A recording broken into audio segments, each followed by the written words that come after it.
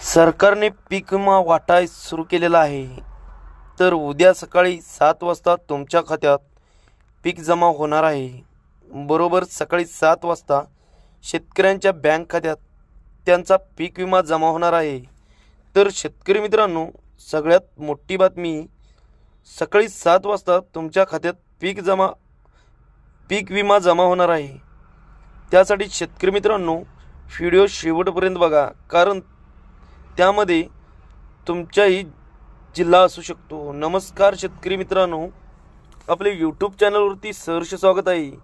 तर शेतकरी मित्रांनो, उद्या सकाळी 7 वाजल्यापासून 30 जिल्ह्यात पीक विमा वाटप सुरू होणार आहे। तर शेतकरी मित्रांनो, यामध्ये कोणकोणते 30 जिल्हे आहेत ते मी या आजच्या व्हिडिओमध्ये सांगणार आहे। त्यासाठी तुमचा जिल्हा आहे का ह्या व्हिडिओमध्ये ते तुम्ही नीट लक्ष देऊन बघा। जर तुमचा जिल्हा या यादीत आला असेल तर तुम्हाला याचा फायदा होईल। तुमच्या बँकेत पीक विमा जमा झालेला असेल तर शेतकरी मित्रांनो, हा व्हिडिओ शेवटपर्यंत नीट लक्ष देऊन बघा। तुमच्यासाठी अत्यंत महत्त्वाचा व्हिडिओ आहे। मध्येच कट करू नका, कारण तुमच्यासाठी अत्यंत महत्त्वाचा आहे।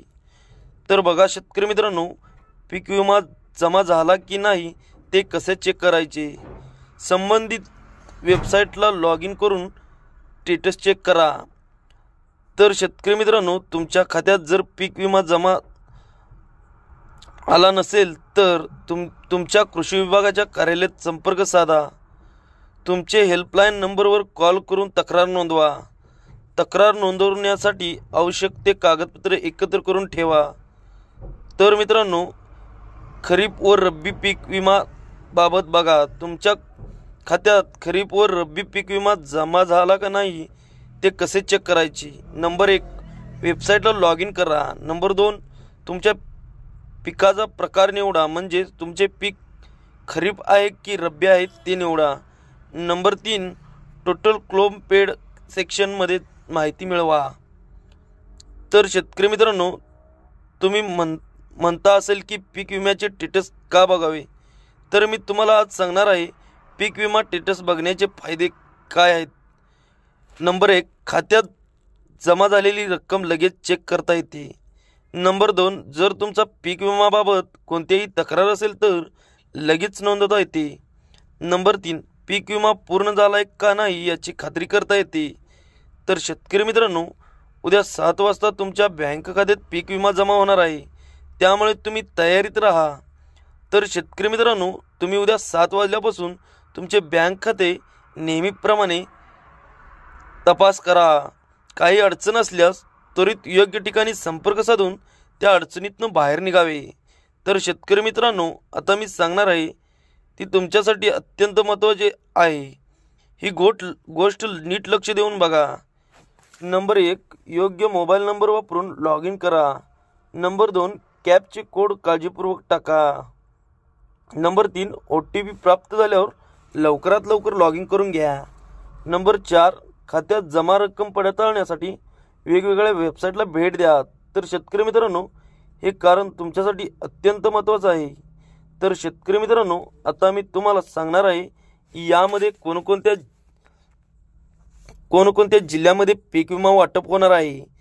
तरी शेतकरी मित्रांनो, नीट लक्ष देऊन बघा, कारण की तुमच्या जिल्हाही असू शकतो, त्यामुळे लक्ष देऊन बघा। Number 1, Jalgaon. Number 2, Jalna. Number 3, Chhatrapati Sambhajinagar. Number 4, Dharashiv. Number 5 आहे अमरावती। नंबर 6 आहे अकोला। नंबर 7 आहे नागपूर।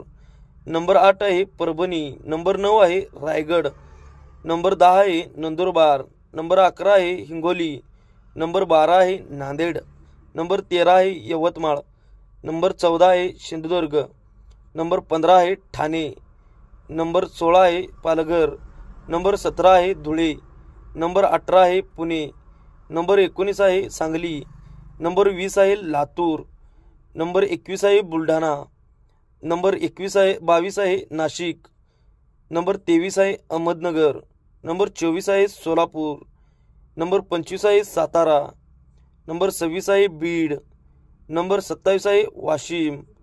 नंबर 28 आहे कोल्हापूर, नंबर 29 आहे वर्धा, नंबर 29 आहे रत्नागिरी, नंबर 30 आहे रत्नागिरी। तर शेतकरी मित्रांनो, मी जे ही 30 जिल्ह्यांचे नावे सांगितले आहे त्यामध्ये तुमचा जिल्हा कोणता आहे बघा व तुमचे पीक विमा माफ झाले असेल तर आम्हाला कमेंट करून सांगा।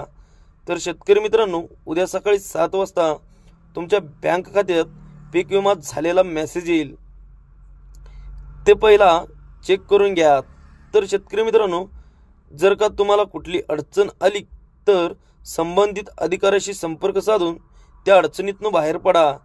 तर शेतकरी मित्रांनो, जर तुमच्या खात्यात विमा जमा झाला नसेल तर लगेच तक्रार नोंदवा। असेच नवनवीन अपडेट्स पाहण्यासाठी आमच्या मराठी कट्टा या चॅनलला सबस्क्राईब करून ठेवा। धन्यवाद शेतकरी मित्रांनो।